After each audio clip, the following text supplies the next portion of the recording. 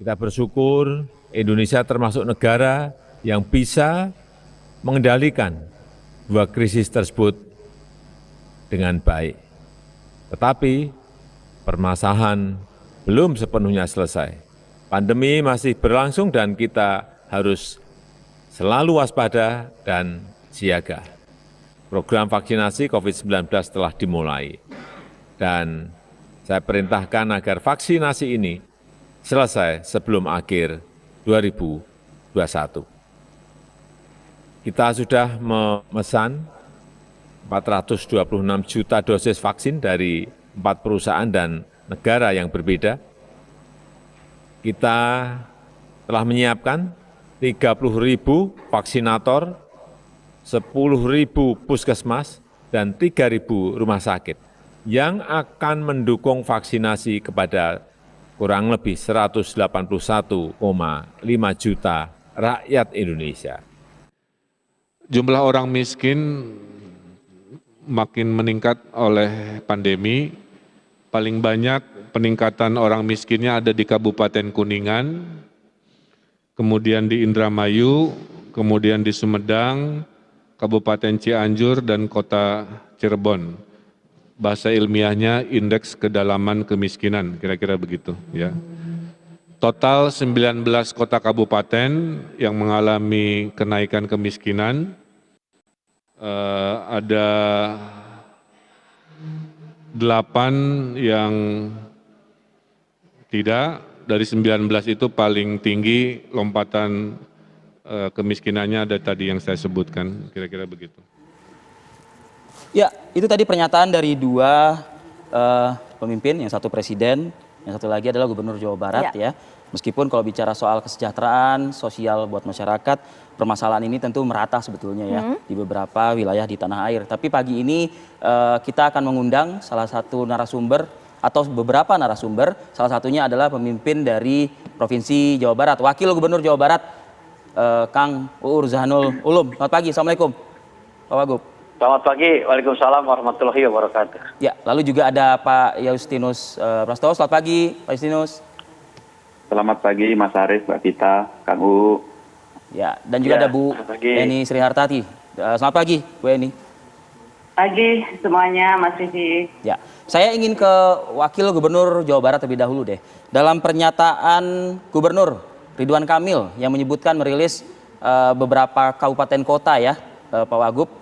Ini benarkah datanya sedemikian masif begitu, melonjak angkanya? Ya, memang hasil evaluasi kami dengan statistik ya BPS di Jawa Barat, termasuk juga dengan BI, dan beberapa kali kita bahas, Jawa Barat ini setelah adanya PSBB, dari awal ini ekonomi kita melorot. Kalau sebelum PSBB, ekonomi kita naik 5,6%, melebihi kenaikan tingkat nasional. Tapi setelahnya PSBB yang pertama, ini sampai min 5,3 merorot. Tetapi alhamdulillah kemarin setelah adanya AKB, kita meningkat lagi sampai 2% lebih, kemudian 3% lebih. Nah, sekarang dengan adanya situasi seperti ini, kita melorot lagi sampai 19 kota kabupaten. Tetapi uniknya ada perbedaan gitu hasilnya. Kalau dulu kan kota Tasikmalaya, kabupaten ini rendah sekali peningkatan atau penurunan kemiskinannya. Bahkan banyak yang dianggap kemiskinannya selalu meningkat. Tapi sekarang ini yang dianggap stabil atau peningkatan kemiskinannya tidak terlalu tinggi, antara lain seperti Kabupaten Tasikmalaya, Kota Tasikmalaya, kemudian juga Kabupaten ke Bandung Barat gitu. Ini semua dianggap kemiskinannya tidak terlalu banyak peningkatannya, termasuk juga Kabupaten Purwakarta dari Kabupaten Subang. Kemudian juga pemerintah Provinsi Jawa Barat dari sejak awal kita sudah mengadakan 3 benteng ya, atau 3 pasir. Yang pertama dengan COVID ini adalah penanganan terhadap COVID ini, yaitu masalah PHBS dan juga yang lainnya. Kemudian yang kedua, pasir kita adalah dengan adanya bansos. Nah, sekarang sedang fase ketiga, yaitu pemulihan ekonomi. Langkah-langkah yang dilakukan hari ini, insya Allah akan efektif, akan jitu dalam menangani kemiskinan ataupun meningkatnya masyarakat miskin di Jawa Barat. Pak Wagub, sebelum kita bicara mengenai proses pemulihan ekonomi di wilayah Jawa Barat, saya ingin tanya dulu seperti ini. Untuk data dari BPS, untuk angka kemiskinan yang dinyatakan tinggi di tahun ini dibandingkan di tahun 2019, ini seperti apa datanya? Dan kategori orang yang dinyatakan miskin ini yang seperti apa sih data BPS? Ya, kategorinya pertama mereka yang awalnya punya pekerjaan, kemudian tidak mendapatkannya punya pekerjaan. Sekarang aja pengangguran di Jawa Barat ini hampir 5.700.000 orang. Hasil evaluasi kemarin akhir-akhir ini. Kemudian juga mereka yang dilihat dari segi rumah lah ya. Rumah misalnya WC-nya di luar, kemudian rumahnya tidak di lantai keramik atau tembok ataupun apa. Karena ada beberapa kriteria kemiskinan yang kami terima dari pemerintah pusat dan juga hasil evaluasi kami sendiri. Kemudian digabungkan, dijamu kalau kata para santri sehingga adalah sebuah definisi seperti itu. Masyarakat yang WC-nya di luar rumah itu juga termasuk. Kemudian penghasilan yang tidak sesuai dengan kebutuhan itu juga termasuk.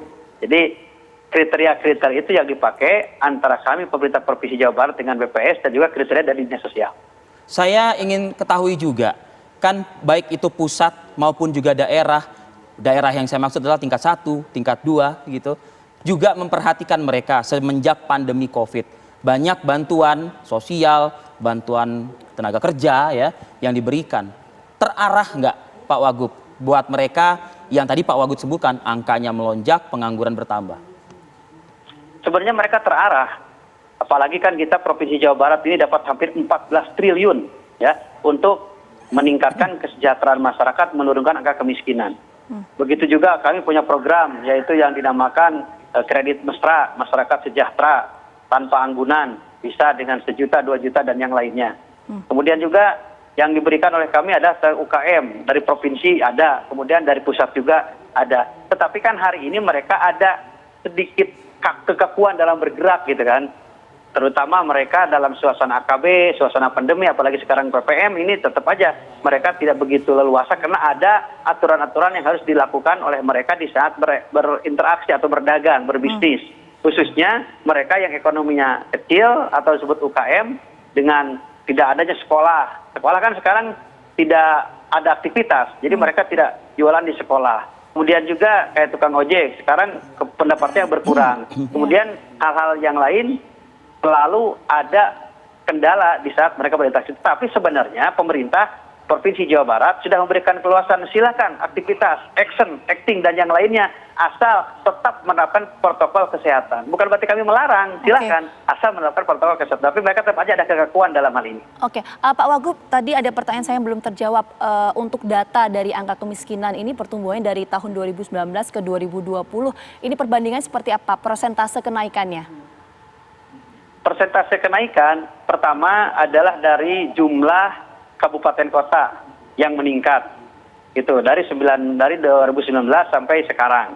Kemudian juga persentasenya ini sekitar 15 ataupun sekitar 14% ada peningkatan mereka yang miskin, terutama mereka yang di PHK. PHK juga kan banyak ini. Jadi kalau kata Pak Wapres ini terjadi misbar di Jawa Barat, miskin baru setelah adanya pandemi ini. Oke, saya geser dulu ke Pak Justinus ya, Pak Wagub. Pak Justinus, saya ingin menanyakan hal yang tadi disampaikan di awal pernyataan Presiden Republik Indonesia Joko Widodo begitu. Bahkan dalam sebuah acara yang dinamakan Indonesia Outlook ya, Outlook perekonomian Indonesia bulan Desember tahun 2020 lalu gitu. Ini menyatakan sukses kendalikan krisis ekonomi dan kesehatan. Tapi Jawa Barat merilis datanya seperti tadi, Pak Justinus. Ya, terima kasih Mas Arief. Sebenarnya yang disampaikan Presiden Jokowi dengan Pak Wagub juga inline bahwa yang dikatakan bahwa kita dalam keadaan yang lebih baik itu dalam arti kita bisa membuat respon kebijakan yang arahnya sudah tepat, meskipun tidak semuanya sudah ideal dan optimal, tapi setidaknya dengan respon kebijakan pemerintah tersebut, kita dapat mengerem laju pemburukan. Dan kita juga bisa melihat tanda-tanda beberapa indikator berapa sektor sudah mulai membaik. Tadi kalau bertolak dari data Pak Wagub, saya sepakat pasti ada tambahan jumlah orang miskin karena memang keadaan kita luar biasa, sangat berat bagi siapapun, pekerja, pengusaha, dan masyarakat secara keseluruhan. Tetapi Kementerian Keuangan juga melakukan pengukuran, Mas Arief, dari bantuan sosial atau perlindungan sosial yang diberikan kurang lebih 230 triliun di tahun 2020, itu berhasil mengurangi laju penambahan orang miskin. Tanpa intervensi, jumlah orang miskin tahun 2020 itu diperkirakan naik dari 8,99 menjadi 10,96% atau naik 1,97%. Dengan intervensi bansos tadi, ada 12 skema bansos, kita bisa mengurangi laju menjadi 9,69% atau berkurang 1,27%. Ditambah lagi, bansos yang sudah diberikan itu tingkat ketepatan mencapai 83-85% dan menolong kurang lebih 50% penduduk termiskin. Ini juga menarik karena ternyata selama pandemi terjadi perubahan pekerjaan. Jadi untuk pertama kalinya di tahun 2020 jumlah mereka yang bekerja sebagai buruh atau karyawan turun drastis, berubah menjadi pekerja informal, utamanya UMKM. Dan ini juga ada kontribusi pemerintah, pusat daerah dalam rangka memberikan dukungan bagi para pelaku UMKM, baik banpres produktif maupun skema pinjaman lunak dan penundaan kredit. Ya. Saya rasa konteksnya seperti itu. Ya. Jadi yang kita hindari atau kita cegah adalah pemburukan yang lebih dalam. Ya. Dan kita melihat arah kebijakan sudah tepat. Baik, berbagai stimulus sudah dilakukan oleh pemerintah untuk kemudian melakukan proses pemulihan terhadap ekonomi. Nanti kita akan bahas lebih lengkap, tapi kita harus jeda dulu sejenak. Apa kabar Indonesia Pagi akan kembali hadir usai jeda.